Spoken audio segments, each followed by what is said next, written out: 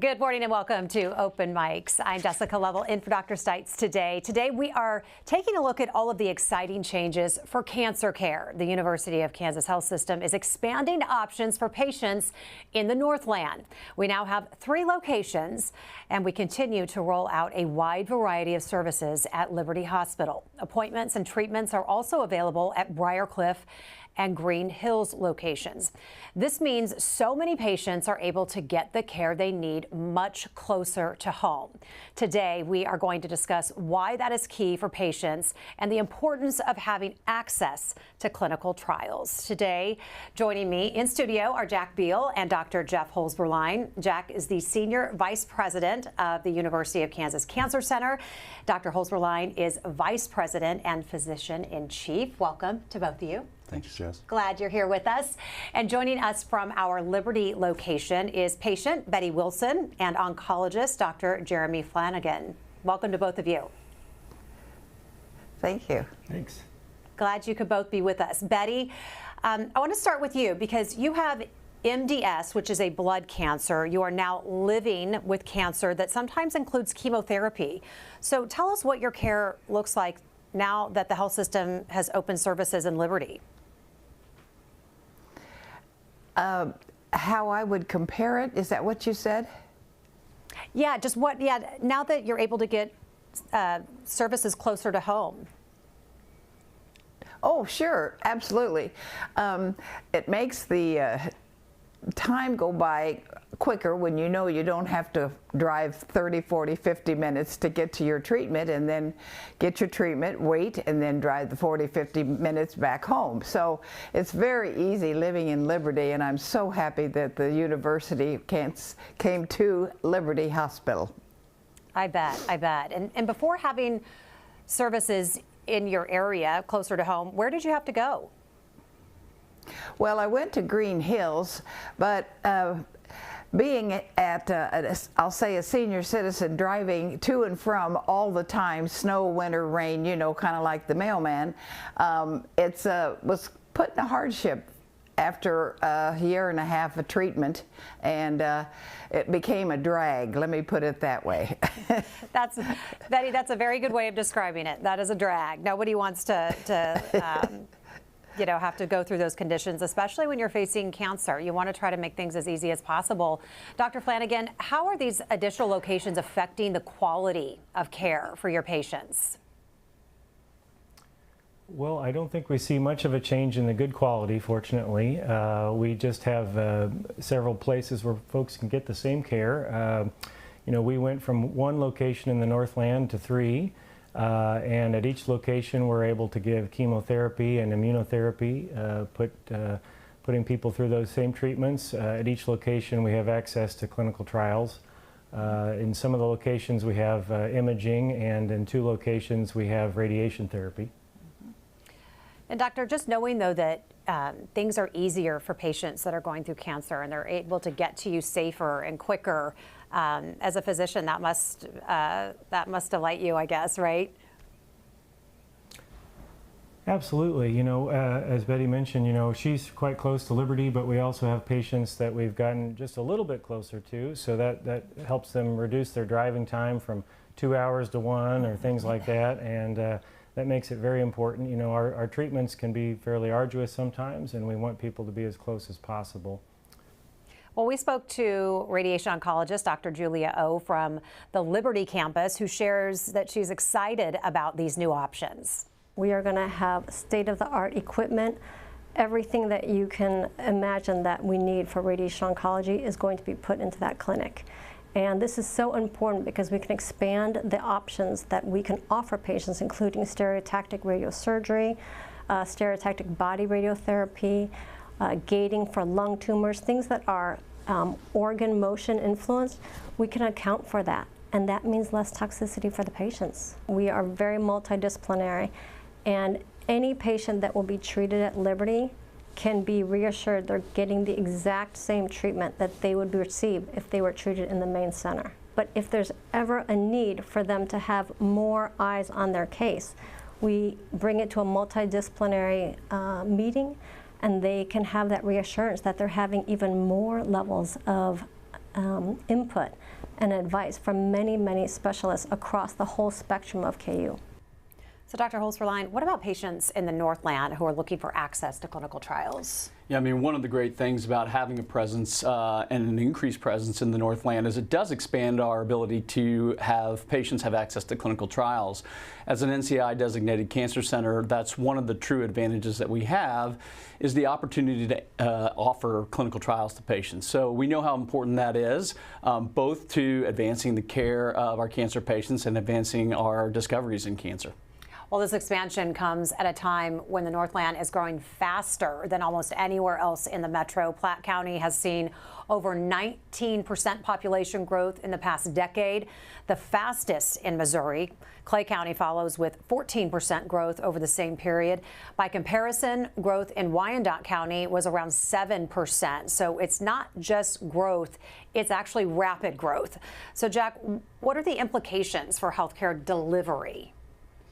Well, I think, Jess, it's really what Dr. Flanagan noted, which is, I think we are leaders in terms of the science, in terms of the therapies, and the level of specialization that we can offer. We have to continue to strive to make that care and everything that we bring more accessible to patients. We know it matters, as Betty alluded to. These are patients that are going through one of the most challenging experiences in their lives, and it's really incumbent upon us to assure that we're bringing that as close to home as possible.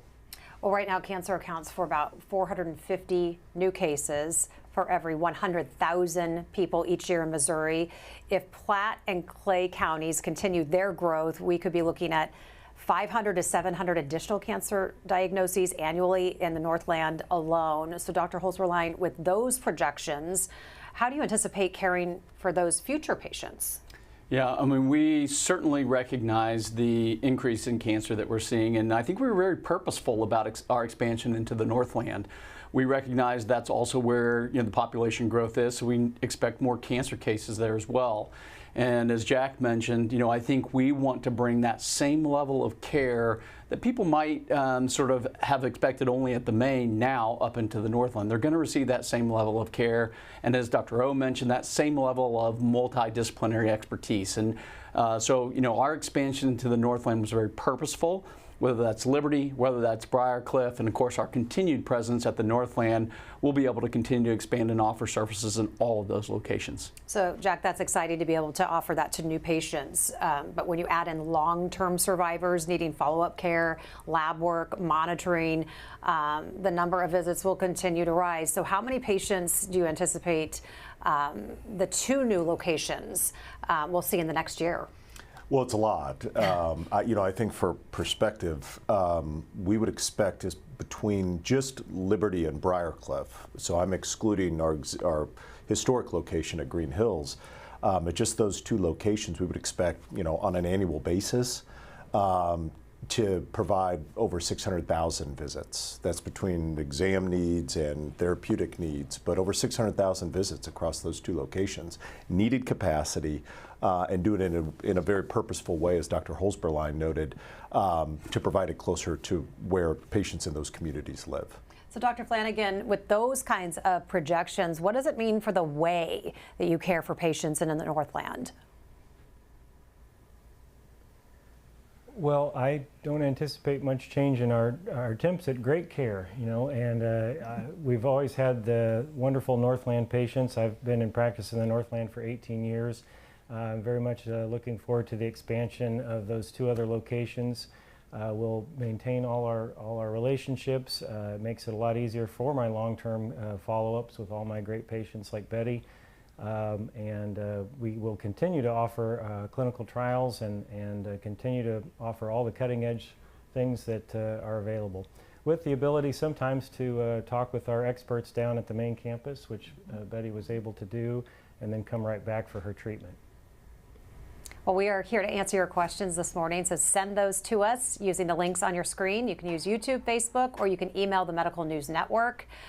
All right, let's check in with Dr. Hawkinson this morning. Halloween weekend upon us. Lots of fun coming our way, decorations and spiders and all the things that come with it, including the bats. And we're talking real bats, I guess, this morning. Bats are in migratory season, I guess, and a lot of people are afraid of bats. But the question, are they really dangerous? I got to know what you have to say about this morning. Well, I'd say we probably don't see them much right now because it is colder, it is getting darker earlier, but I'm sure when we've been out in the summers in most areas around Kansas City, we do see them quite a bit flying around, eating their insects, doing that pest control that they're so good at. But just like you said, they will migrate now. They are going back down south. They do like to stay in that warm weather. In general, healthy bats try to avoid people, so they're not a big deal. They don't really attack or anything like that.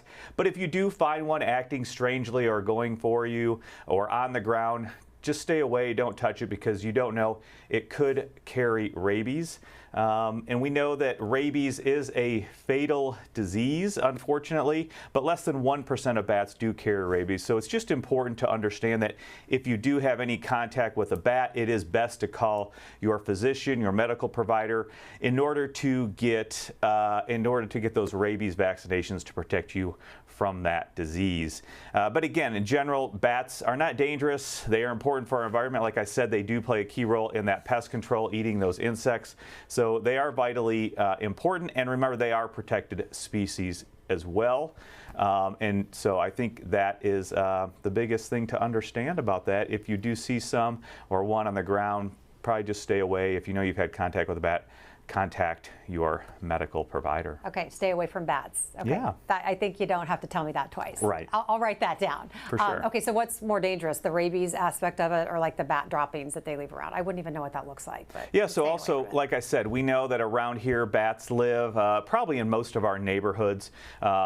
Probably even in some of our houses, we will understand that you may see bat droppings. Those are relatively harmless. Again, they can harbor things such as histoplasmosis, which is a fungus, but that fungus is in the environment all over, especially if you live in the Missouri, Kansas area right now. Most of us have probably had exposure to it just from the environment in general. More important is the rabies virus because of the disease that it causes. Rabies, which is generally 100% fatal. But luckily, we do have a good vaccine series to protect us if we do think we've had bad exposure. One of the good things is that it does move slowly, or the disease progresses slowly. So you do have time to get seen by a medical professional and get vaccinated to give you protection. If you do get the vaccine after exposure, it is protective and does protect you from the disease. Again, the bat droppings themselves, which is typically called guano, does carry or can carry the fungus histoplasmosis, which is in the environment all over here in our region. But just in general, you probably want to stay away from those as well. But I would say more than just the bat droppings, it's going to be the bat exposure, especially if you see one acting strangely, or if you know you have been in a room with it for some amount of time, because they can cause bites, and those teeth are so small and just razor sharp, you don't always know if you've had a bite. So that's why it's so vitally important to talk with your health department or medical doctor if you know you've been in a room for some unknown amount of time, especially overnight with one. All right, where do you get a shot if you need one? Yeah, the best thing to do is to call the local health system, like our health system, local health department as well, because those are places that are going to have the vaccine most likely. All right. Yeah. Well, thanks for that information Absolutely. this morning. Okay. Well, we know a lot of you have questions, so I'm going to check in with Alexis Del Cid this morning in Studio B. Alexis, good morning. How are you? Good morning. Doing well. I think bats are cute. I wouldn't have one as a pet, but I don't mind them. And they eat the mosquitoes, you guys. Jeremy Yenser has a question. He writes, with treatment options for cancer closer to home, will doctors see an increase in people getting checked out who might have put it off because it was such a long drive? What do you guys think? Yeah, I mean, I think that's a really important point, and I think not only do people put off the cancer care, but I think at some time they may actually get care that is not what we would expect. So, you know, I think there are patients that we know for sure who will choose to stay closer to home, but maybe not actually get the right treatment because it's maybe not offered at that location. So the ability, again, to have all those treatments available closer to home so that they are getting the right care, I really can't overemphasize that. Jack? Yeah, I agree, Jess. I think when we talk about bringing this care closer to where patients live, we're talking about the full array of care, right? From prevention to diagnostics to treatment to even survivorship, right? So it's the whole continuum that we want to continue to bring closer to where our patients live. I think, as Dr. Holzberlein noted, I think it's the accessibility, but I think at the core what we bring is the depth of specialization. We have over 180 oncologists within our cancer center, all dedicated, many of whom are dedicated to specific types of disease. And that includes our radiologists. We are radiologists who patients don't see as regularly as folks like Dr. Flanagan. They're also specialized in particular types of cancer. And so again, I think it's really it's assuring that we're bringing the quality, that high quality care, advanced care that we can provide closer to where patients live. Alexis? Betty, Ann has a question for you and a comment. Ann writes, Betty, you're in terrific shape. How do you stay so active and positive? Good question. Well, one thing is the word hope means it's a big thing for me. There's always hope, and I try to start each day with a little love in my heart and try to spread that wherever I go, if I go, and with good care, and you just can't help but feel like there's something better to come. Your doctors, your nurses, humor is always forefront with me. I like to play jokes on people, and I like to laugh, and laughter is probably my best medicine so far. That all sounds like that's a great answer. Great way to stay in shape mentally and physically. James has a question for the doctors. James wants to know, are there any therapies that will not be available in the Northland locations? Dr. Flanagan? Yeah, until we get all of our centers up and running, there are just a very few treatments that are not available at our 3 Northland locations. Essentially, we have access to the full complement of all the chemotherapies, all the immunotherapies, monoclonal antibody treatments. We are essentially going to be up and running with the full complement of treatments at our Northland locations. Jack, do you want to add something? Well, yes. I think Dr. Flanagan's right. The vast majority of patients will have what they need in Liberty or in Briarcliff or in Green Hills, with few exceptions. So there are some very advanced treatments that we'll continue to provide at, say, only 1 or 2 locations. But I think probably the most important thing there is, as Betty's experience where she had to make a trip down to our main campus, our goal then is to assure that all of that care is coordinated throughout the entirety of our cancer center, right? So the idea is we have all of the available therapies to be able to treat patients in those few occasions where perhaps a patient will need to travel. That will be more, isolated, and then the rest of their care will be able to be managed closer to where they live. Yeah, when we talk to cancer patients on our programs, that is such a benefit for them to be able to come to one location and have everything all lined up for them. Yep. So that is a big, big deal. Alexis? Lauren has a question. This goes along to what Betty was saying and to what Jeremy asked at the beginning, where Betty was saying it's stressful to be driving in traffic far for anyone, especially when we have weather like icky fall weather or the snow. And so Lauren wants to know if you've seen in the past patients missing or skipping patients because of that distance. Yeah, I mean, I think that we all know that sometimes the main campus can be a bit challenging.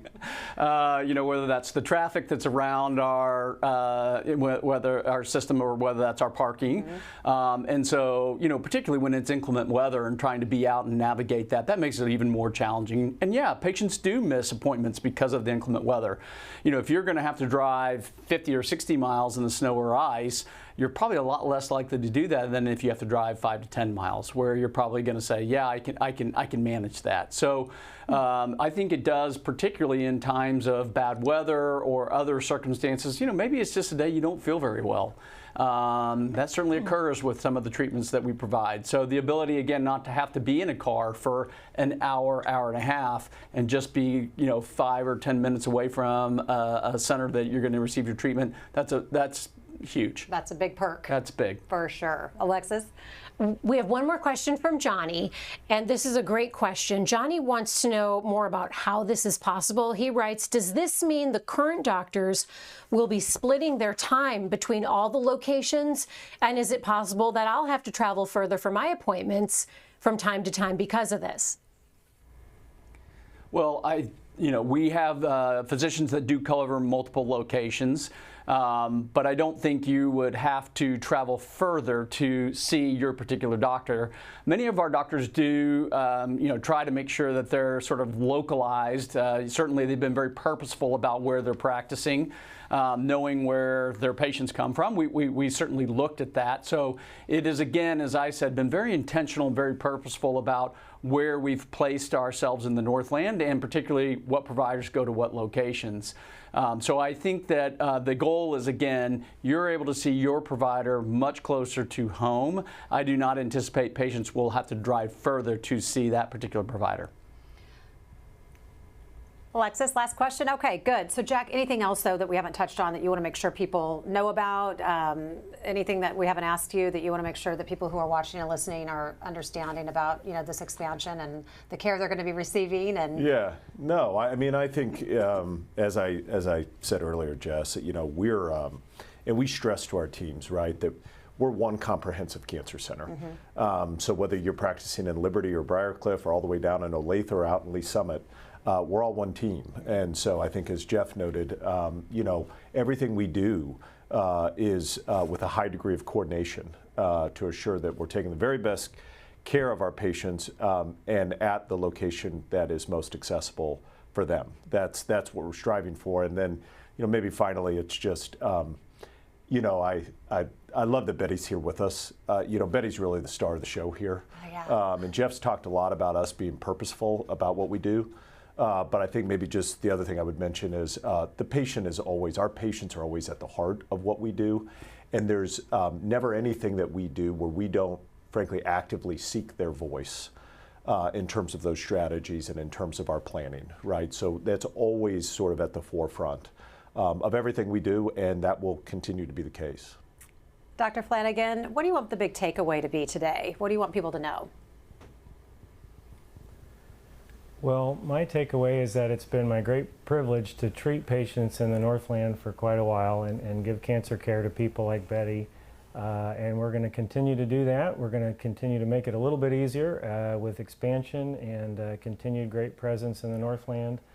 And we know the patients are wonderful and they're here, and we're going to be here for them. Betty, thank you so much for joining us today. You're a total thrill to have on, and we just love your attitude. And just what do you want people to take away from the program today?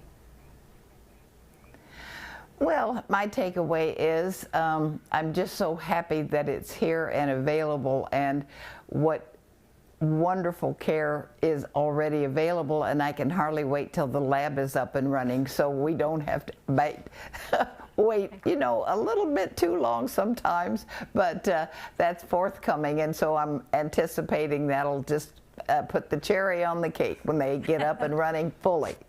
Yes, Betty will be very, very happy, and that's what we want. Alexis, you have another question for Betty, I think, right? Yeah, I just want to know, Betty is such a bright light, and she's so much fun. I want to know, Betty, do you have anything on your bucket list for 2026 or any things that you're looking forward to for next year? My bucket list? Yeah. Oh my, I didn't think about that. You know, they tell you you take one day at a time, and I kind of have done that, and I really don't. I'm doing everything I want to do. I don't really have anything extra. And that's a great answer. That's how life should be. Yeah, You're doing well, that's how I live. Yeah, that's wonderful. That's a great attitude. Thank you. We're glad you're doing well and taking care of your health, most importantly. So thank you for sharing your part of this story today. Absolutely. Jack, any other final thoughts today? No. You're good. Okay, Dr. Holsterlein, what do you want people to take away? I do want to just say a big thank you to our teams. Yeah. It's been a big lift to get these clinics up and going.